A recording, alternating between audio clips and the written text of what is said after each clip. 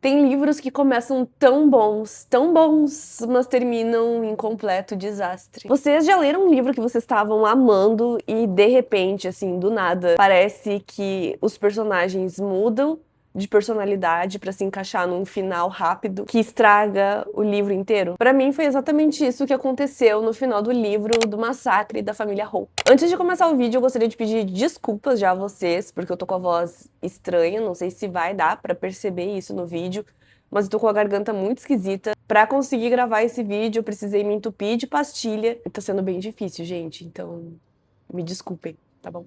Voltando ao assunto que é o livro, quando a gente começa a ler ele, a gente se envolve muito rápido. A gente entra numa casa que guarda não só uma história macabra, mas versões diferentes dessa história. Segredos da família, dos funcionários, tudo isso leva a uma tragédia e no final das contas a gente não sabe em quem acreditar. A gente não sabe nem o que aconteceu de verdade. E o legal do livro é que ele te coloca nesse lugar de desconfiar de tudo e de reunir as pistas que você vai descobrindo junto com a personagem principal para tentar encontrar a resposta oficial, a resposta certa. Porque a resposta oficial, na verdade, foi de que a Lenora Hope matou a família toda, mas tô me antecipando, calma. Em 1929, um crime bárbaro chocou o estado do Maine. Uma família rica é encontrada brutalmente assassinada dentro da mansão. E só a filha mais velha, a Lenora, é encontrada na cena do crime com vida, então ela é acusada de ter cometido os crimes. Apesar dela ser a principal suspeita e de toda a cidade incriminar ela,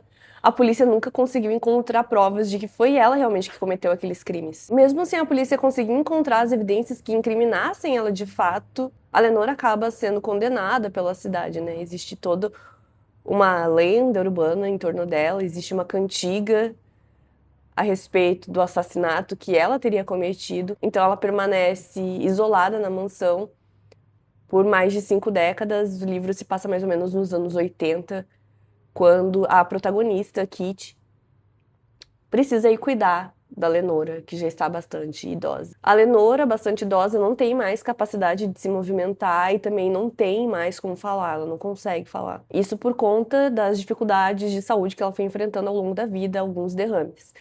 Mas ela consegue movimentar um dos dedos e isso é o suficiente para ela conseguir criar um mistério gigantesco na cabeça da Kitty. Ela diz, através de uma máquina de escrever, que ela quer contar toda a história do que realmente aconteceu para Kitty. Mas a Lenora não quer que ninguém mais saiba que ela é capaz de se comunicar dessa forma. Então a Kitty precisa descobrir o que está acontecendo aos poucos, muito lentamente, até porque o ritmo de digitação de uma pessoa que só consegue utilizar um dedo não é muito rápido. Principalmente se essa pessoa é uma senhora de mais de 70 anos de idade. Ela vai iniciar então a investigação por conta própria, óbvio. E aí, junto com ela, a gente vai descobrindo várias coisas que foram acontecendo até culminar ao desastre dos crimes. O livro é realmente muito, muito bom, até ele deixar de ser. Enquanto eu lia, eu me vi presa em teorias, tentando juntar todas as descobertas que a gente tinha feito, né? Eu e a Kitty, durante a leitura. Eu discuti bastante com um amigo meu que me indicou o livro. Eu comecei a ler o livro por causa dele, ele me mandou mensagem, perguntou se eu queria acompanhar a leitura junto com ele. Então começamos a ler juntos.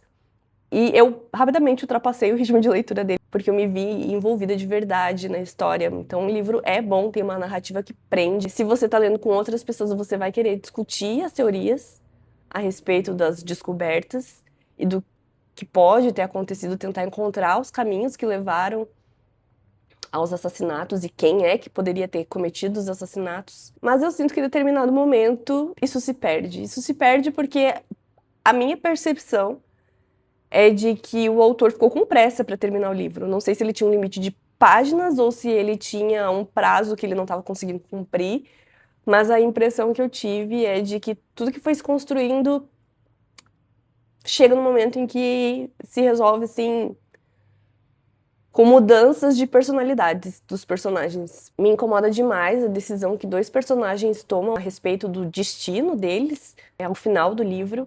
Pra mim não faz sentido nenhum isso. Sinaliza uma mudança de personalidade muito brusca. Eles tiveram um livro todo pra apresentar essa mudança, mas foi assim, sem sentido mesmo. Eu também sinto que o autor tentou forçar um sentimento a respeito de determinado personagem. Tipo assim, ai, olha como é desumano. A narrativa coloca dessa forma, assim, sabe? Ai, como é desumano o que ele fez. Ai, isso é inaceitável. Ai, que monstro. Que coisa egoísta. Meu Deus, que pessoa ruim. Sendo que, na verdade, eu discordo veementemente dessa visão que tentaram colocar pra cima de mim. Tentaram forçar que eu sentisse isso. Isso me lembra quando eu tava lendo o primeiro livro da série Dexter. Tem a série Dexter sobre o serial killer, que foi baseada numa série de livros, né? Então já saía a série quando eu pedi emprestado para um amigo o livro, porque tava naquela febre de Dexter e tal. E assim, eu achei o livro muito preguiçoso, foi bastante irritante de ler, porque o Dexter é que narra o próprio livro. Então, a gente tá ouvindo os pensamentos dele. E aí acontecem coisas de tipo assim, ah, e ela disse que me amava. E eu disse eu te amo. Só que eu não amo ela, porque eu sou muito frio, porque eu sou um assassino cruel, eu não sinto nada. Eu sou uma pessoa ruim. Isso pra mim é uma preguiça narrativa irritante demais. Não só preguiça do autor, como é chamar a gente de burro e de incapaz de entender as coisas se ele fosse mais sutil, entendem? Que tal fazer a narrativa funcionar em vez de me dizer o que pensar e o que achar? No caso do livro Massacre da Família Hope, o autor Riley Sayer, acho que é assim que se fala o nome dele, poderia ter feito isso, mas acho que ele escolheu não fazer. Mas ler esse livro foi uma experiência agridoce, porque ele estava sendo muito bom até me deixar com raiva. Não porque o final não era algo que eu esperava, é justamente por esse tipo de mudança de personalidade, escolhas burras de pessoas que deveriam ser inteligentes, e de sentir que o autor tentou me fazer de pateta. Não gosto disso.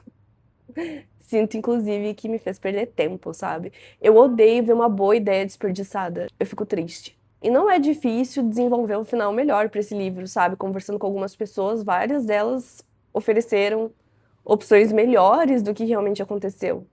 Então, eu não sei como funcionou o processo criativo dele e por que ele resolveu tomar esse caminho.